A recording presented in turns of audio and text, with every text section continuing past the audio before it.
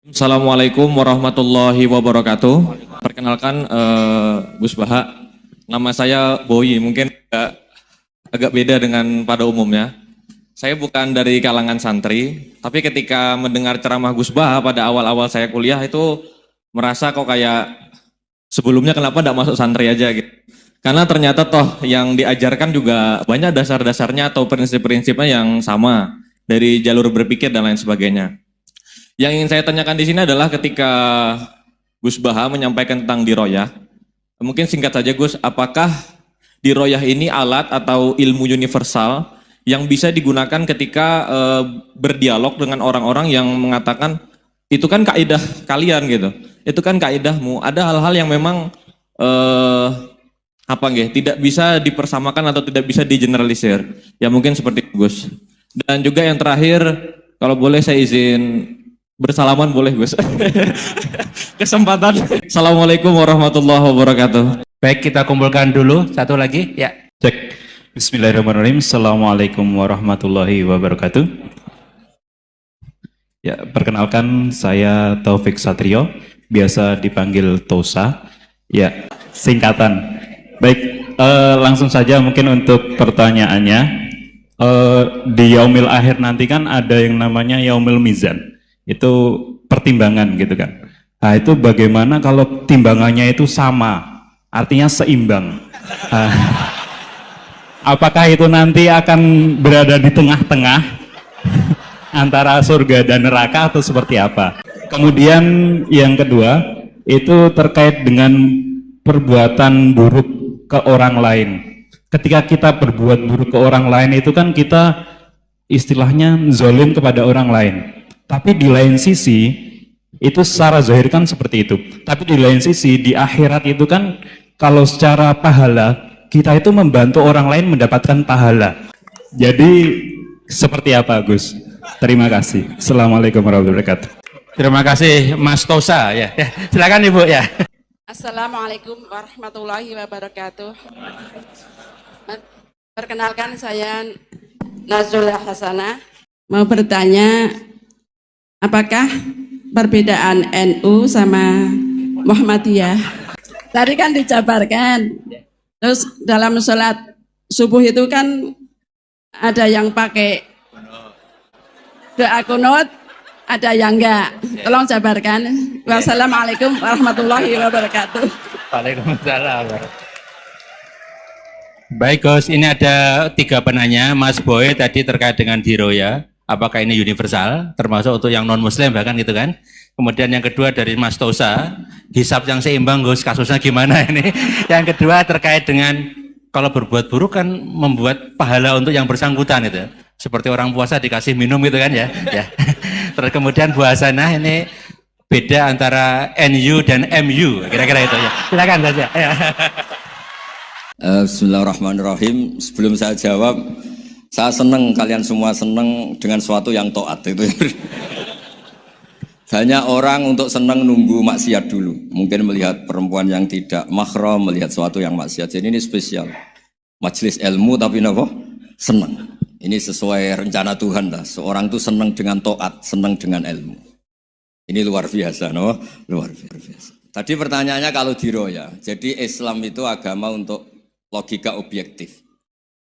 Jadi diroya itu ya global, universal. Misalnya saya beri contoh Tuhan yang satu. Itu dulu, saya ulang lagi, dulu itu ada imam namanya Imam Amudi. Itu pengajar matematika Mas Boy, pengajar matematika.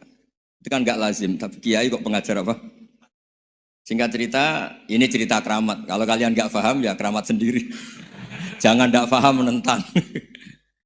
Singkat cerita, di antara keramat beliau itu Allah itu nyuruh para malaikat disuruh ngaji matematika sama dia. Ngaji tauhid, tapi disebut sama Allah ngaji matematika. Ternyata apa? Cara ngajarkan gini. Misalnya ngajarkan diterang titik. Angka 2, 3, sampai 1 miliar 1 triliun. Nisbatus naini ila ma la nihayatalah. Itu nisbatul fard asli. Angka itu entah 2, entah 3, entah 1 miliar. Semuanya dibanding angka 1 itu namanya cabang. Tetap yang al-aslu itu angka 1. Itu otak siapapun, itu akan ekor dengan logika tadi. Bukan kita yang Muslim.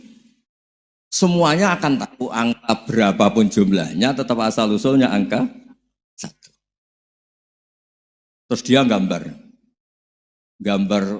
apa saja, gambar masjid, apa gambar sapi atau gambar apa saja, dimulai 1 titik. Gambar ruwet maupun gak ruwet tetap saja dimulai 1 titik. Nuktotul wujud.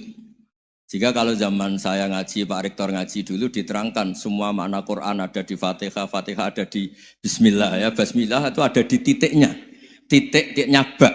Lah kenapa ini hebatnya Quran? Kenapa dimulai dari 1 titik? Untuk maklumatkan semua alam raya ini dimulai dari 1 titik, yaitu wujudullah. Logika seperti itu kan orang nggak terima gimana? Bu, gambar seruat apapun dimulai dari mana coba? 1 titik. Angka sebesar apapun dimulai angka apa? 1. Jadi diroyah itu ya universal gitu maksudnya. Ya gitu Mas Boy ya. Jadi diroyah itu universal. Ya soal ada yang belum dapat hidayat apa itu nomor 2, tapi logika yang dibangun Islam itu. Terus pertanyaan kedua apa? Draw tadi, misal. Kamu ingin draw? Ini kasus ini, nggak pernah ngaji Quran itu.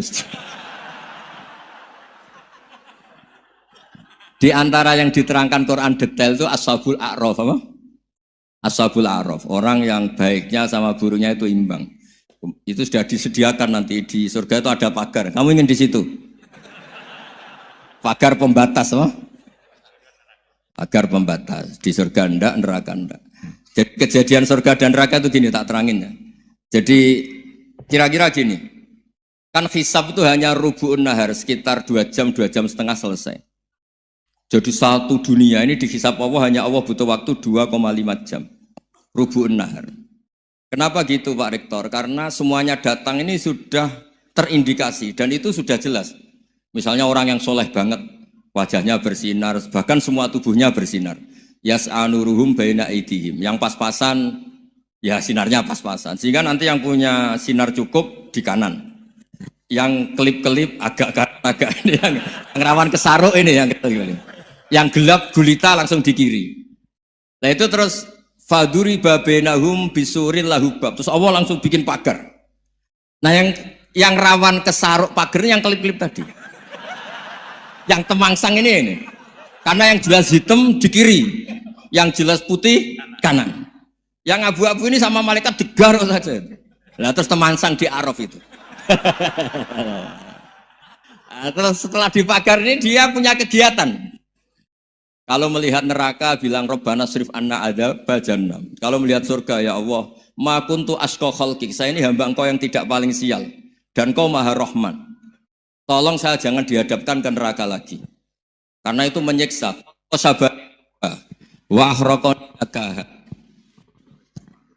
Ya ketika melihat neraka itu dia komentar, ya Allah, neraka ini begitu merusak wajah saya. Hawa panasnya itu sudah menghancurkan semua. Baunya juga agak enak. Saya minta saya dihadapkan ke surga. Bersama Allah. Tapi kamu tidak minta lagi kan? Tidak, saya hanya minta itu tok. Gitu. Nah ini saya pandu. Kalau kamu ngalami tak pandu. Kalau kamu ngalamin tidak pandu. Sama Allah terus diberi janji supaya tidak minta yang lain. Tidak, saya tidak akan minta lagi. Terus melihat surga. Nah, di surga melihat orang kayak gitu kan. Di surga nanti kalian kan hura-hura semua. Wah, istri yang di dunia kurang cantik, rewel. Yang di surga itu istrinya cantik semua, gak rewel semua. Gak minta belanja, cantiknya tidak usah kesalahan, pokoknya top lah. Terus dia melihat tersiksa. Cara Jawa ngiler. Wih, masa ngelihat tok? Akhirnya ya lama-lama berani ngajukan, ya Allah masa ngelihat tok gitu. Dikasih masuk gitu. Ya, terus tapi kamu kan janji tidak minta lagi. Ya terus ngerayu-ngerayu Tuhan lagi. Akhirnya walhasil nanti kalau betul-betul A'raf itu nasibnya akhirnya masuk surga. Tapi tadi digarap dulu lah, dikerjain dulu. Itu lama sekali perjalanannya, memang lama sekali. Nah soal orang membunuh itu apa contohnya tadi? Berbuat buruk sama orang lain ya apapun lah. Berbuat buruk sama orang lain itu kalau faktanya nanti tobat, Allah yang bisa ngelola itu. Makanya Nabi pernah senyum-senyum, pernah tertawa-tawa. Sungguh ketika Allah menghendaki rahmatnya itu semuanya indah. Yaqtulul qatil fayatubu hadza. Jadi ada orang nyun sewu membunuh, terus dia tobat serius, kemudian al-maktul yang dibunuh ini masuk surga karena madlum, qatilnya karena tobat serius juga masuk surga. Ya begitu juga di kedoliman-kedoliman yang lain. Jadi ya makanya tobat itu penting sekali. Ya taruh saja begini yang terkenal ya, contoh Wahsy itu jelas di surga karena syahid dibunuh Wahsy. Apa Hamzah? Hamzah ini jelas di surga karena matul syahidan, dibunuh secara syahid oleh Wahsy. Tapi karena Wahsy tobatnya serius, nanti juga di surga. Begitu juga keburukan-keburukan yang lain. Jadi tobat ini misalnya ada orang hartanya dicuri. Tentu yang dicuri ini kalau dia orang baik, ya mungkin secara formal lapor polisi. Tapi kalau dia orang baik mungkin ridho lah, sudah itu, sudah ridho kan. Berkahnya ridho, dia menjadi orang baik karena ridho diuji Allah, hartanya apa? Dicuri.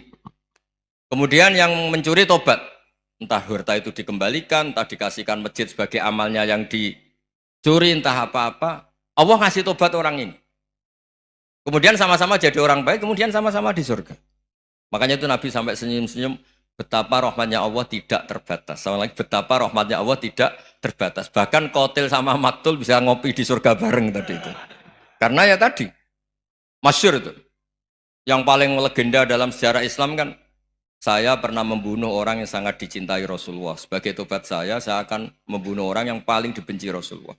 Singkat cerita, Wahsy ini menangi bunuh Musailamah al-Kadzdzab, orang yang ngaku-ngaku Nabi yang merusak tatanan apa? Islam. Apapun itulah, cerita-cerita apapun itu. Makanya saya sering cerita, kalau preman pasar itu tobat, bu, jangan nyapu masjid. Tobatnya tetap di pasar, yang dulu pasar gak aman karena dia, sekarang aman karena dia. Jangan tobat terus nyapu di pasar, pasar diganti suksesennya, pengganti. Itu nggak fair apa? Jadi kalau tobat itu harus seimbang dengan zaman salahnya. Zaman apa? Kayak Umar. Ketika dia kafir itu orang Islam dibikin takut.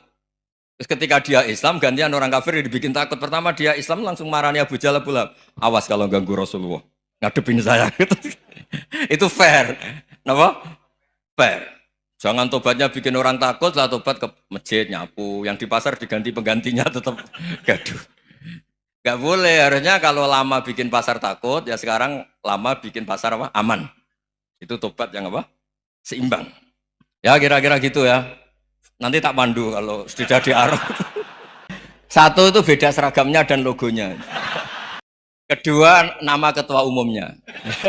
Ketiga, tanggal acara besarnya. Muktamar Muhammadiyah dan NU itu beda. Sudah beda satu abadnya. Tentu dulu Muhammadiyah. Tapi begini ya, perbedaan itu nggak bisa dihindari. Karena tadi ada sudut pandang apa? Ada sudut pandang, itu nggak bisa dihindari. Ini cerita yang nyata ya. Saya ulang lagi, senyata-nyatanya. Andaikan betul Rasulullah itu hanya kunut 1-2 kali. Maka kalau menurut mazhab Syafi'i, apa salahnya melakukan sunnah terus-menerus meskipun Nabi itu melakukan hanya beberapa kali. Karena pertama sesuatu yang pernah dilakukan Nabi pasti akan menjadi sunnah yang terus-menerus. Nabi itu puasa Senin Kemis juga tidak selalu. Salah kalau ada orang bilang, Nabi malah takut kalau ibadah sunat dilakukan terus-menerus karena nanti takut diwajib.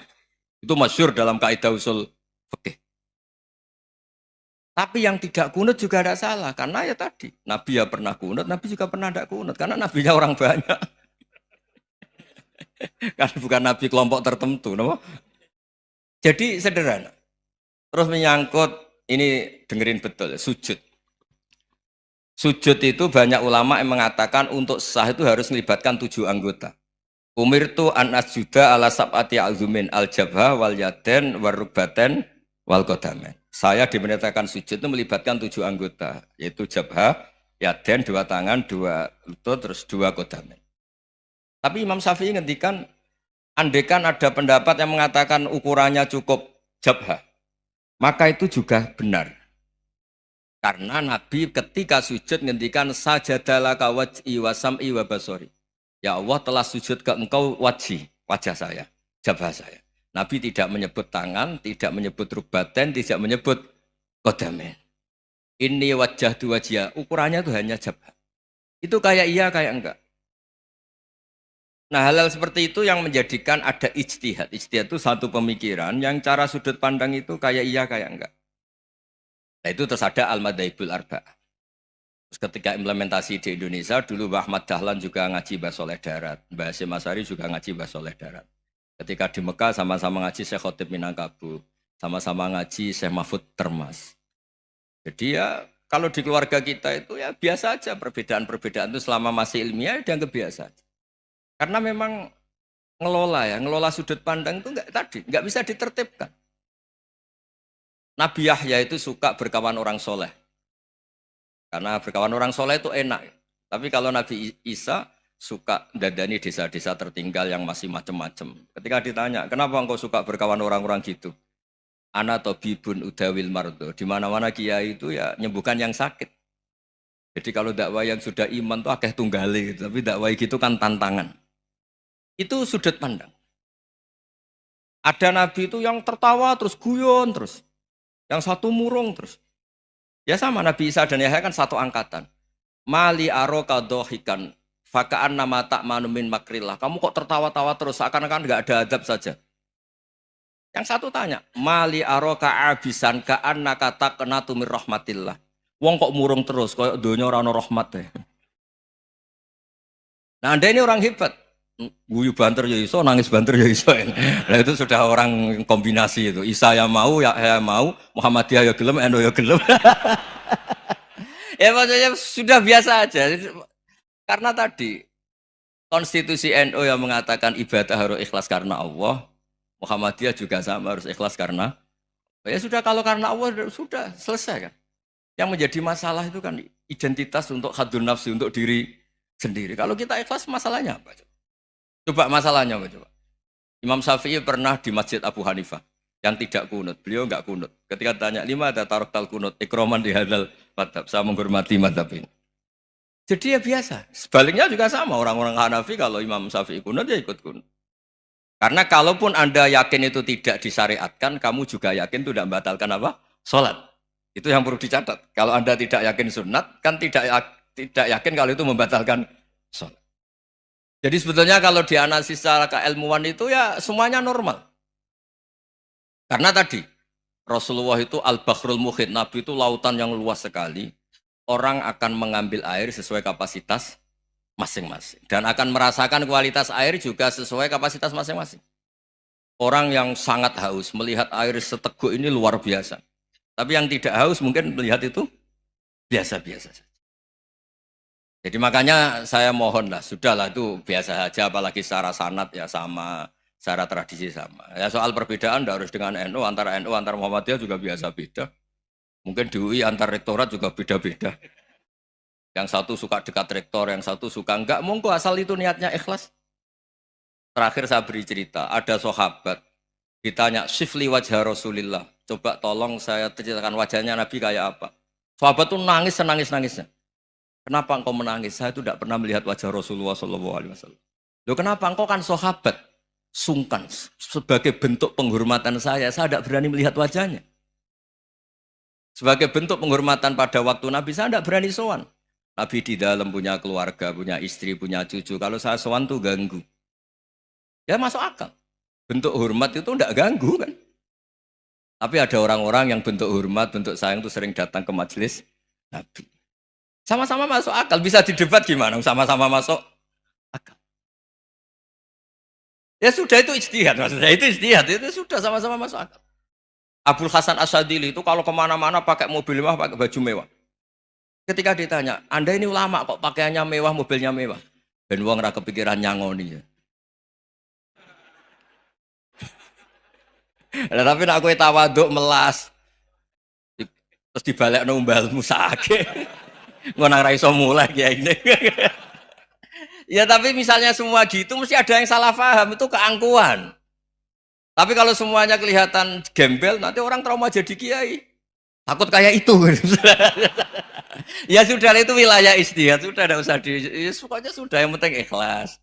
Anda berani tanggung jawab nanti ketika ketemu Allah Subhanahu wa taala. Nggih, ngoten. Assalamualaikum warahmatullahi wabarakatuh.